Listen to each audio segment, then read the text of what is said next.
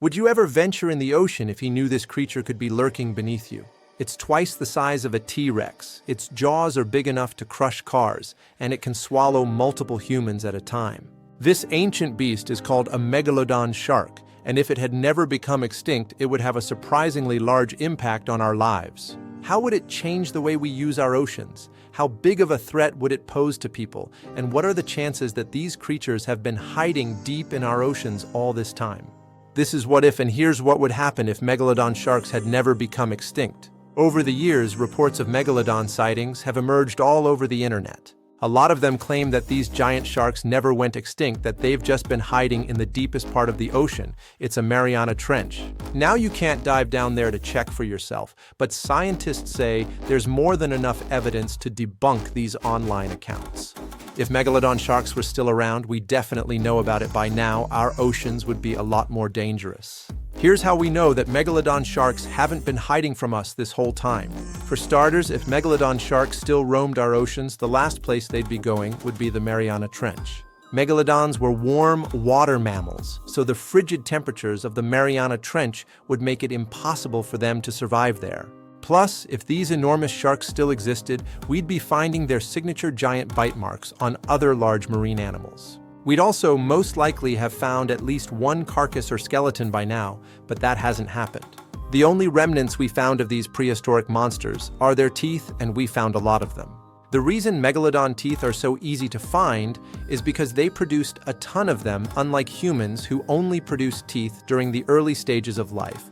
Sharks continue to produce new sets throughout their entire lives, losing their teeth almost every 2 weeks.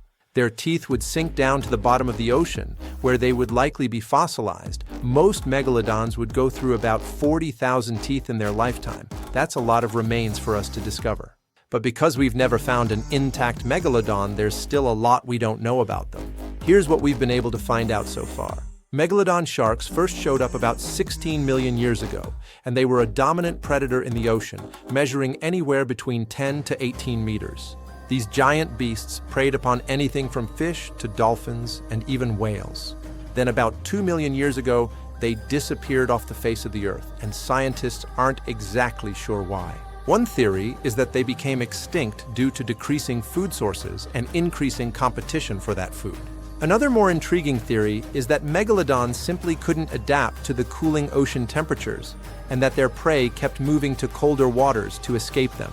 Regardless of the reason behind their extinction, you can't help but imagine how different our oceans would be today if they had survived. It's estimated that a megalodon ate about 1,100 kilograms of food each day. If they were still around and eating that much, then there'd barely be enough large fish left in the ocean for us. And that wouldn't be the only problem for the fishing industry.